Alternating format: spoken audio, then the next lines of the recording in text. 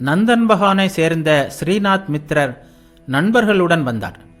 குருதேவர் அவரை கண்டதும், இதோ கண்ணாடி கதவு வழியாக வீட்டிலுள்ள பொருட்கள் எல்லாம் தெரிவது போல் உள்ளே உள்ளவை அனைத்தும் இவரது கண்களின் வழியாக தெரிகிறது என்றார். ஸ்ரீநாத், யக்ஞநாத் இருவரும் நந்தன்பகானில் உள்ள பிரம்மசமாஜ பக்தர்கள். இவர்களின் வீட்டிலும் ஆண்டுதோறும் பிரம்மசமாஜ விழா நடக்கும். பின்னாளில் அந்த விழாவிற்கு குருதேவர் ஒருமுறை சென்றார். மாலை வேளைக்கு பிறகு கோவிலில் தீபாராதனை தொடங்கியது. குருதேவர் தமது அறையில் சிறிய கட்டிலில் அமர்ந்து தியானம் செய்து கொண்டிருந்தார். படிப்படியாக பரவச நிலையில் ஆழ்ந்தார்.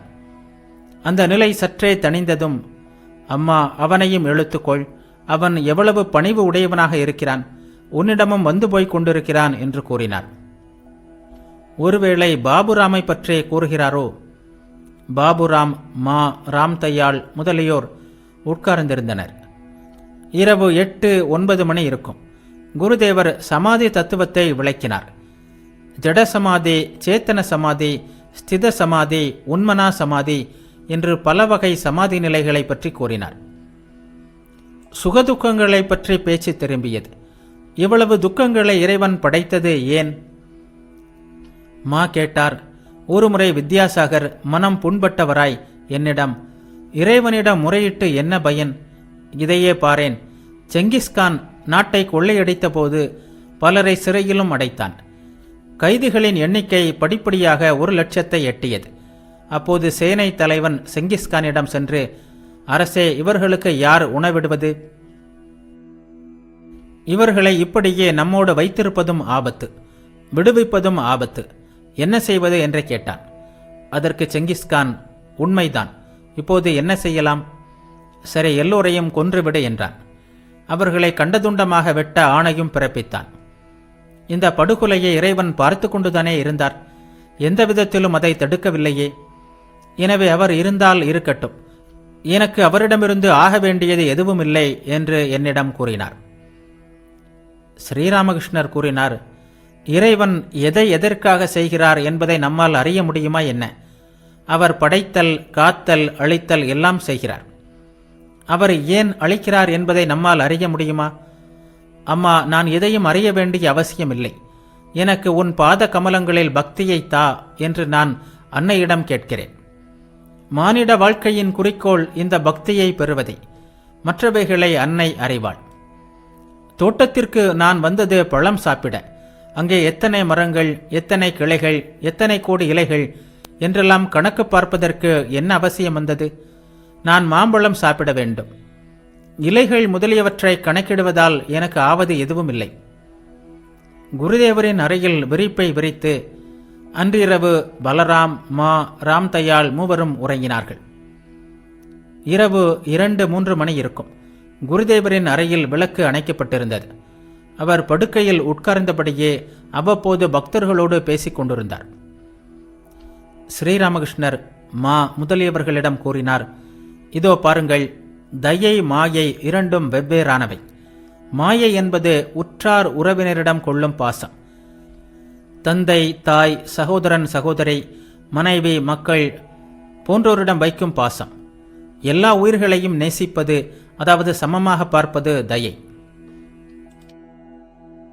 வித்யாசாகரிடம் பார்க்கிறீர்களே, அதுபோல் யாரிடமாவது தயையை கண்டால் அது இறைவனின் தயை என்பதை அறிந்து கொள்ளுங்கள்.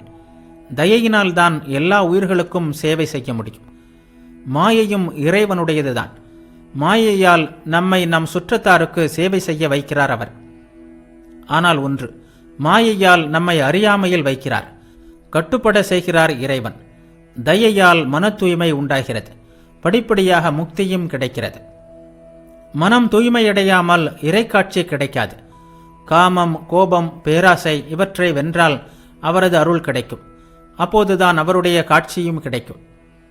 உங்களுக்கு மிக ரகசியமான ஒன்றை கூறுகிறேன். காமத்தை வெல்ல நான் பல சாதனைகள் செய்திருக்கிறேன்.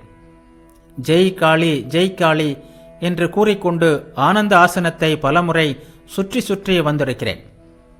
எனக்கு 10-11 வயது இருக்கும்போது காமார்புகூரில் அந்த நிலை ஏற்பட்டது. வயல் வரப்பின் வழியாக சென்று கொண்டிருந்த போது பெற்ற காட்சியின் விளைவாக நினைவிழந்தேன். இறைக்காட்சிக்கு சில அறிகுறிகள் இருக்கின்றன. ஜோதி தரிசனம் உண்டாகும், ஆனந்தம் ஏற்படும். வானம் கிளம்பும்போது நெஞ்சிற்குள் மகாவாயு குர் குரென்று சத்தத்துடன் மேலெழும். பாபுராமும் ராம்தயாளும் மறுநாள் வீடு திரும்பினர். அன்று பகலும் இரவும் குருதேவருடன் தங்கியிருந்தார். அன்று அவர் கோவிலில் பிரசாதம் உட்கொண்டார். பிற்பகல் மாவும் ஓரிரு பக்தர்களும் இருந்தனர். சில மார்வாரி பக்தர்கள் வந்து குருதேவரை வணங்கினர். அவர்கள் கல்கத்தாவில் வியாபாரம் செய்பவர்கள். நீங்கள் எங்களுக்கு ஏதாவது உபதேசம் செய்யுங்கள் என்று குருதேவரிடம் அவர்கள் வேண்டினர். குருதேவர் சிரித்து கொண்டார். ஸ்ரீராமகிருஷ்ணர் மார்வாரி பக்தர்களிடம் கூறினார், இதோ பாருங்கள், நான் எனது இந்த இரண்டும் அஞ்ஞானம். எம்பெருமானே, நீயே எல்லாம் செய்பவன். இவை அனைத்தும் உன்னுடையவை. இது ஞானம். எனது என்று எப்படி கூற முடியும்? தோட்டக்காரன் இது எனது தோட்டம் என்கிறான். ஆனால் ஏதாவது குற்றத்திற்காக வேலையில் இருந்து நீக்கப்பட்டால் தன்னுடைய மரப்பெட்டியை கூட தோட்டத்திலிருந்து வெளியே எடுத்து செல்ல அவனுக்கு தைரியம் இருக்காது. காமம், கோபம் முதலியவை விலகாது. அவற்றை இறைவனை நோக்கி திருப்பி விடுங்கள். காமினி காஞ்சனம் இருக்க வேண்டுமென்றால் இறைவனை அடைவதற்காக அவற்றை திருப்புங்கள். ஆராய்ந்து அவற்றை விரட்டுங்கள். யானை பிறரது வாழை மரங்களை தின்ன சென்றால் பாகன் அங்குசத்தால் குத்துகிறான்.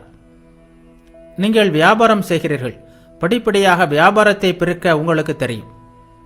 சிலர் முதலில் ஆமணக்கு எண்ணெய் ஆட்டுவதற்கான செக்கு ஒன்றை நிறுவுகின்றனர். நல்ல பணம் கிடைத்ததும் துணிக்கடை திறக்கின்றனர். அதுபோலவே இறை நெறியில் முன்னேறி செல்ல வேண்டும். இடையிடையே சில நாட்கள் தனிமையில் இருந்து நீண்ட நேரம் அவரை அழைக்க வேண்டும். ஆனால் விஷயம் என்ன தெரியுமா? உரிய வேலை வராவிட்டால் ஒன்றும் நடக்காது. சிலருக்கு இன்னும் உலக இன்பங்களும் பல காரியங்களும் அனுபவிப்பது பாக்கி இருக்கிறது. அதனால்தான் தாமதம் ஏற்படுகிறது. பழுக்காத கட்டியை அறுத்தால் தீங்குதான் நேரும். பழுத்து முகம் கூட்டிய பிறகே டாக்டர் கத்தியை வைக்கிறார். குழந்தை தாயிடம், அம்மா, நான் தூங்கும்போது 2க்கு போக வேண்டிய நேரத்தில் என்னை எழுப்பிவிடு என்று கூறியது. அதற்கு தாய், மகனே, அந்த உணர்ச்சியே உன்னை எழுப்பிவிடும். நான் எழுப்ப வேண்டிய அவசியம் ஏற்படாது என்றாள். எல்லோரும் சிரித்தனர். மார்வாரி பக்தர்கள் குருதேவருக்காக இனிப்பு, பழங்கள், வெல்லம், கற்கண்டு முதலியவற்றை அடிக்கடி எடுத்து வருவார்கள். வெல்லம் மற்றும் கற்கண்டில் பன்னீர் வாசனை நிறைந்திருக்கும். பொதுவாக குருதேவர் அவற்றை சாப்பிடுவதில்லை. அவர்கள் பல பொய் சொல்லே பணம் சம்பாதிக்கின்றனர் என்பார் அவர். அவர்களுக்கு மீண்டும் உபதேசம் செய்யலானார். இதோ பாருங்கள், வியாபாரத்தில் இறங்கினால் உண்மை பேச வேண்டும் என்பதில் உறுதியாக இருக்க முடியாது. வியாபாரத்தில் ஏற்ற இறக்கங்கள் இருக்கும். நல்லொழுக்கம் இல்லாதவனின் உணவை உண்ண சென்றபோது அவை இரத்தத்தில் தோய்ந்து கிடப்பதைக் கண்டேன் என்று குருநானக் கூறியிருக்கிறார். சாதுக்களுக்கு தூய பொருட்களை கொடுக்க வேண்டும். தீய வழியில் சம்பாதித்தவற்றை கொடுக்கக்கூடாது. உண்மையின் வழியில் இறைவனை அடையலாம். எப்போதும் இறைவனது திருப்பெயரை சொல்ல வேண்டும். வேலைகளில் ஈடுபட்டிருக்கும் போது மனத்தை அவரிடம் வைக்க வேண்டும். எனக்கு முதுகில் பிளவை வந்தது என்று வைத்துக் கொள்ளுங்கள். நான் எந்த வேலையில் ஈடுபட்டிருந்தாலும் மனம் அந்த கட்டியையே நினைத்து கொண்டிருக்கும்.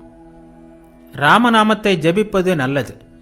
எந்த ராமர் தசரதனுடைய திருக்குமாரனோ அவரே உலகத்தை படைத்திருக்கிறார். அவரே எல்லா உயிர்களிலும் உள்ளார். நமக்கு மிக அருகில் இருப்பவரும் அவரே. உள்ளும் புறமும் நிறைந்திருப்பவரும் அவரே. வஹி ராம் தசரத் கா பேட்டா, வஹி ராம் கட்கட் மே லேட்டா, வஹி ராம் ஜகத் பசேரா, வஹி ராம் லப்சே न्यारा।